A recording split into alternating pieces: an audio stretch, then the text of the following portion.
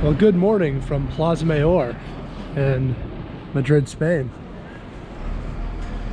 One of the great landmarks of this magnificent city. But for now, we can't stay and enjoy it because I overslept. We're on our way to the Royal Palace of Madrid, the largest still working palace in all of Europe. And when I booked my tour time, 10:15 at 4 o'clock this morning, I was pretty sure I was going to be awake in time to make it there. That's looking less guaranteed now. The jet lag set in, I took a quick nap.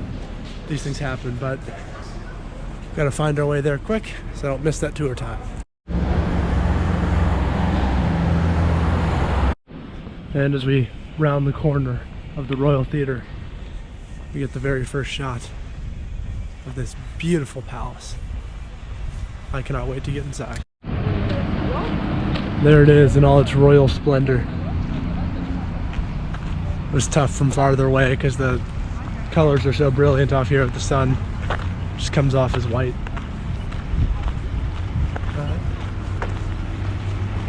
Now I gotta find the entrance though. And just in the nick of time, we've made it to the courtyard of the Royal Palace of Spain.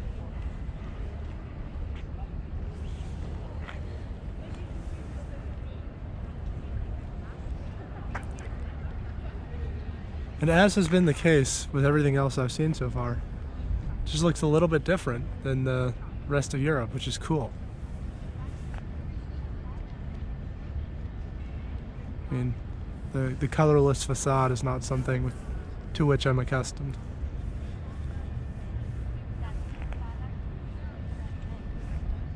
But got my fancy audio guide, ready to see what's what. Before I duck inside, gotta take in the view.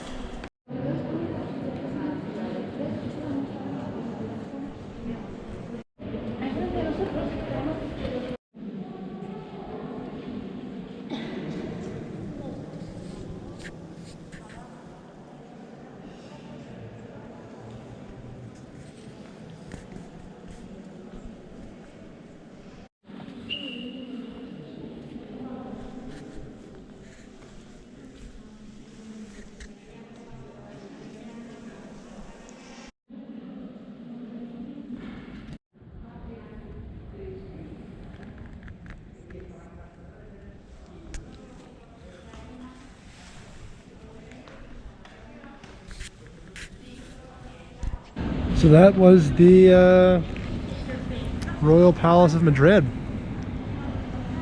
I apologize for the lack of footage inside. We were not allowed to film. That was pretty stringently enforced. After I got scolded twice, I gave up.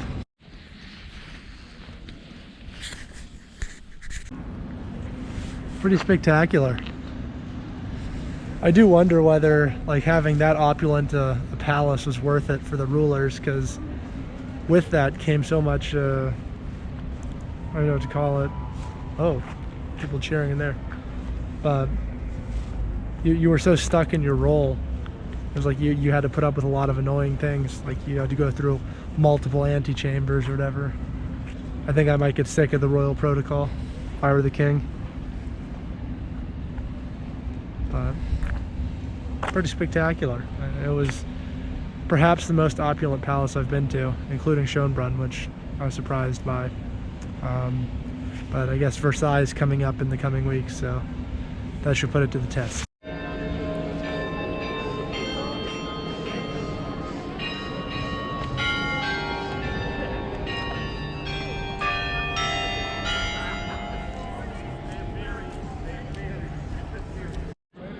We are now out in front of the Cathedral de Santa Maria, which is directly across from the palace. And looks like you're allowed to go in. So probably duck inside and then head on to get some tapas. I'm a little hungry. Haven't had anything since that McDonald's last night and a cup of coffee this morning. The closer you get to that bell, the louder it is. My gosh. Also, that is what we call a Darwin rule. You should not need a sign for it.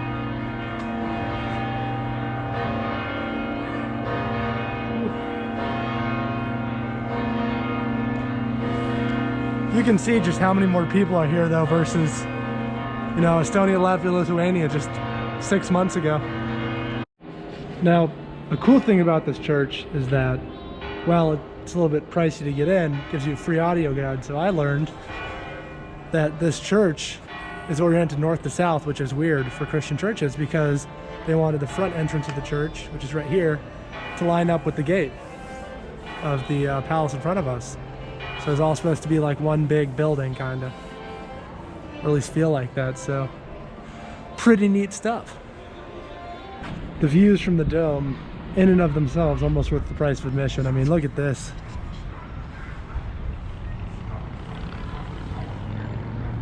That's about as good as it gets for a scenic overlook in a European city. I've said it once before, I'm going to keep saying it. Madrid's just got character. I mean, that doesn't look like anywhere else. At least anywhere else I've been. I've been to a pretty good amount of places. Just fabulous. Now, according to the audio guide, the Church of St. Andrews, that guy right there, is the largest dome or tallest dome of any church in Europe, which they said specifically taller than St. Paul's in England, which is really hard to believe. It doesn't look that big from right here, but who am I to argue with the audio guide?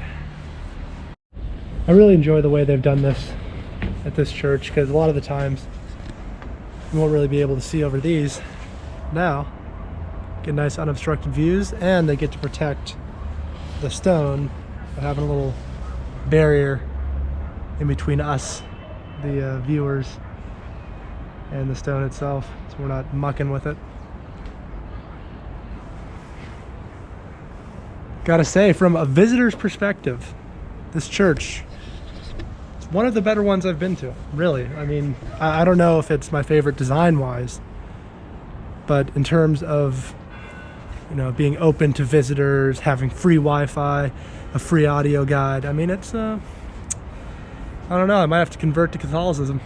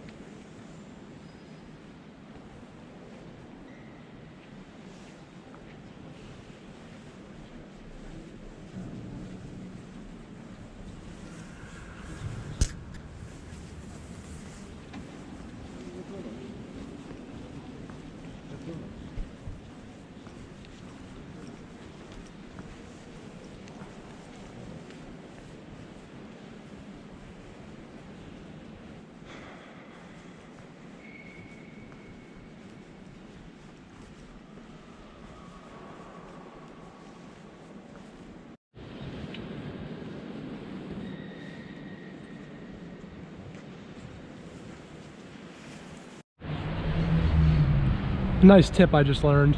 If you don't want to go all the way up to the dome, you can just go into the church this way and you can see that area I was filming inside the cathedral itself. However, I actually recommend doing the whole tour. I found it pretty enlightening. I had a pretty good time. For instance, I learned that what makes something a cathedral is that it's like the head church of its area. I had no idea. I always thought it was just it had to be the nicest church, but it turns out that's not true. Doesn't have to be the nicest nor the oldest. Just has to be the head of whatever the diocese. So yeah, I guess now it's time to find some lunch / breakfast. And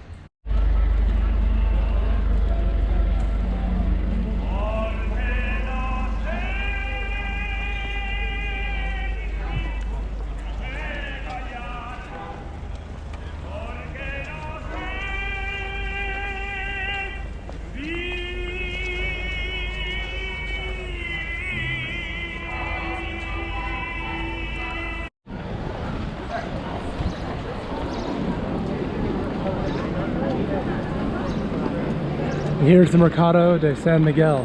Now, if you recall, last time I was in a market like this was in Austria, in Vienna, where I got ripped off to the tune of about 50 bucks. So hopefully this one goes better.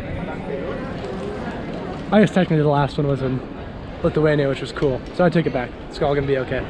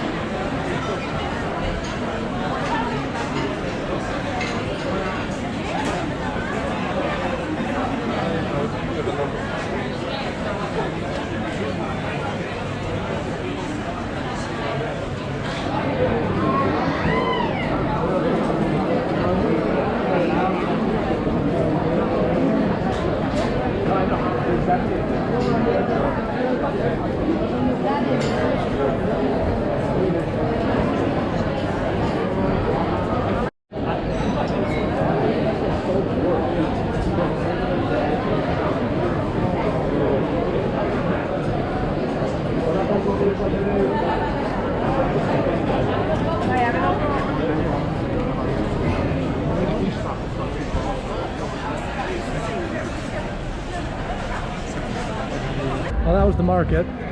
It was bustling, but the prices in there are actually insane. It's like 15 euros for tapas, out of their mind. So hopefully enjoyed the walk.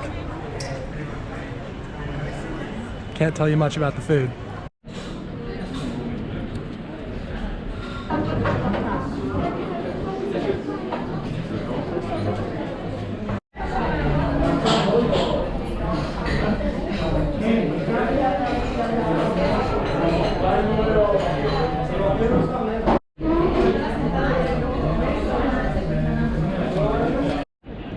And as promised, we are back in Plaza Mayor. As you can see, it is bumping today.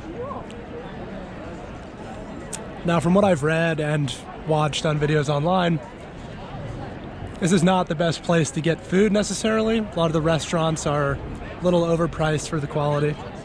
And I'm currently just stuffed full of churros and chocolate.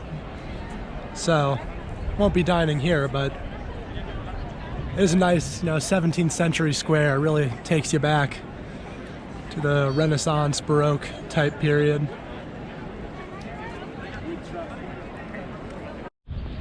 So directly ahead of us is the Botanical Garden. It's next to Retiro, but there's absolutely zero chance I'm going to spend $6 to go in there. So this is as good a view as we're going to get. I've got my limits on spending money on frivolous things, and that is it in a nutshell. I've spent a lot of money today on frivolous activities. I can't be spending money on a garden when there's a whole park 2 blocks that way. So in the meantime, look at this day. Absolutely gorgeous. I was gonna go back to my room and sleep because frankly I'm still jet lagged, but this might be the nicest day of the whole trip from now until March 25th, so can't pass it up. So yesterday I made a few mistakes when talking about the things I saw, which I can try to defend by saying I was a little tired, which is true, but that's not the real reason. The real reason is I just didn't really do my research, or I sort of half read Wikipedia articles. But since I woke up at 4 this morning, I was able to read more. So first things first, I'd said I was looking for the part of the palace that had been at Retiro that wasn't destroyed, and it turns out it's this building that we saw yesterday, and I mistakenly called the Prado before I realized the Prado was actually over there. So This has been converted into like some sort of art research building, but it's the only part of the fortification, castle, whatever you want to call it, palace, that was in Retiro, that survived. The other two big buildings we saw, the Palacio de Cristal and the Palacio De Valosquez, were created for the 1883, I think it was, or 1887, some sort of 1880 World's Fair type exhibit. So we're going to go back to those today. May even peek inside, because I think it is free to get in the Cristal one at least. But yeah, those are some corrections, because I realized I made a mistake. And for what it's worth, if you're a local watching these videos, because it's just fun to see a foreigner's perspective, and yesterday when you were watching me make mistakes like that, you were just screaming at your computer screen, I understand. I'd be doing the same thing if I were in your shoes, so no hard feelings. So for all the completely wrong things I said yesterday, one thing I happened to guess right was that this looks like a greenhouse. I believe up here we have some sort of greenhouse, and that's because it was.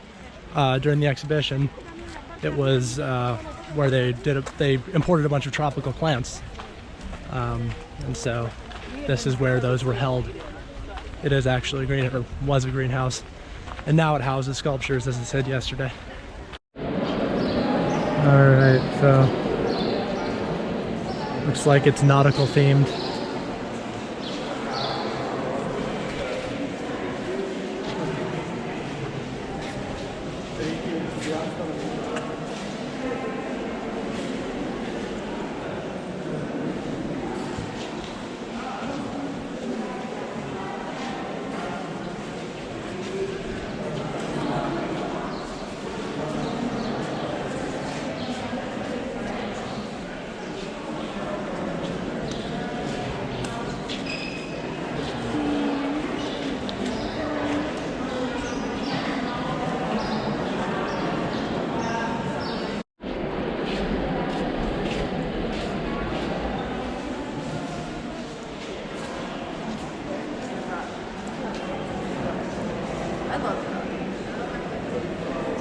So I have nothing smart to say about art, but it's nice to look at. It's cool. It looks like it's made out of driftwood, so. And the building itself is pretty unique. And it's free, so thumbs up from me. And this, I think, pays homage to the initial exhibition, because there's a Philippines exhibition in 1887. So our Filipino citizens, I guess. I don't know what that. So then ahead of us again is the Palacio De Valosquez, which was also part of that Philippines exhibition in the 1880s. So this was the building built for the mining exhibit. I don't really know what that would have housed, but today it hosts like rotating exhibit from the Reina Sofia Museum, so with contemporary art. This is like the very definition of art, where you look at it and you're like, my kid could do that.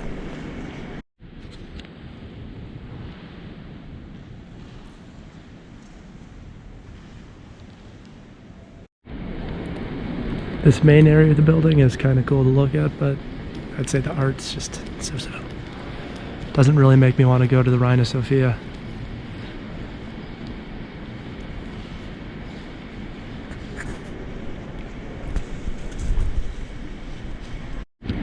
On the plus side, the museum's free. It has Wi-Fi and a bathroom, so there are worse places. Frankly, the exterior of this building is as impressive, if not more impressive, than anything that's inside at the moment. I don't know what sort of mining equipment they would have been showcasing inside, but they really went all out. And here's the Palacio from the other side, which I presume would have been an entrance at one point, but now it is blocked off because that's where the art was hanging down on that one wall in the back. Yeah, in any case, now I'm gonna go try to find some healthier food, even though I'm not all that hungry. But when all you've had is churros and chocolate, it's probably at least an okay idea to get like some vegetables or something in your stomach. So Lakeside is clearly not an unpopular place to sit. And there's Spain's Arc de Triomphe. Don't know if that's a good comparison or not, but it'll have to do. It's got the roundabout. It's actually called the Puerta de Alcalá, but that doesn't help me much what it was built for. And there it is from the other side. Looks way better. But who knows what Patrimonio Mundial means? Let me know.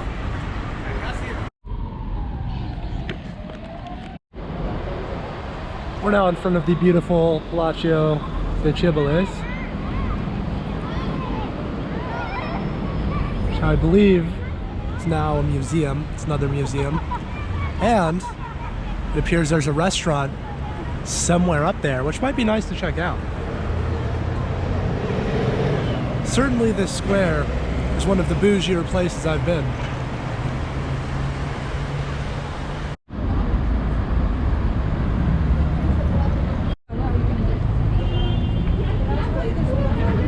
Now, I said that Madrid by and large looks very different from other European cities, but at least this area could be dropped right into the first district of Vienna and fit right in.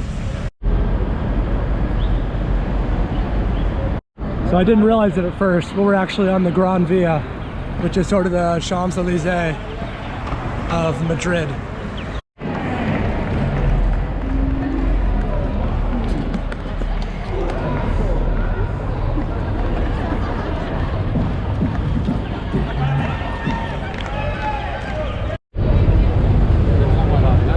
It's gotta be the nicest McDonald's I've ever seen.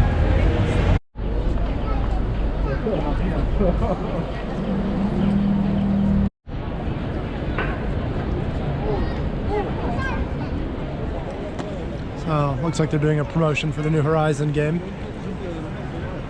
Sort of the knockoff Times Square.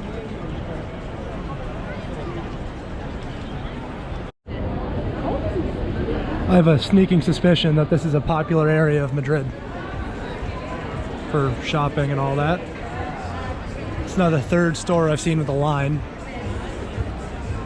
So I don't know if something big is dropping tonight or what the issue is, but maybe Xboxes. Doesn't necessarily look like the crowd, but you never know. Designers in Madrid love the whole like rotunda in front of a big government building. That's how it was in front of the palace. I think this is where the government of like the state of Madrid meets, for lack of a better word, province of Madrid.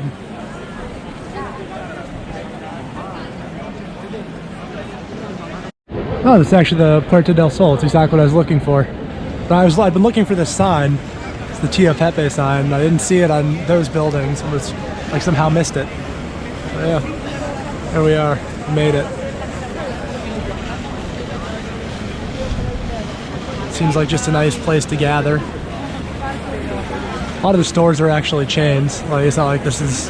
It's different to the Plaza Mayor, where there's a lot of restaurants and things of that nature. This seems to be more in the commercial area. So this guy's been recording him the whole time over here.